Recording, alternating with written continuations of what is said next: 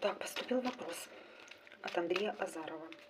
Когда будет встреча с его знакомым, с которым он хочет очень сильно встретиться?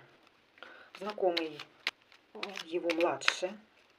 Они познакомились в интернете. Так, когда будет встреча? Так.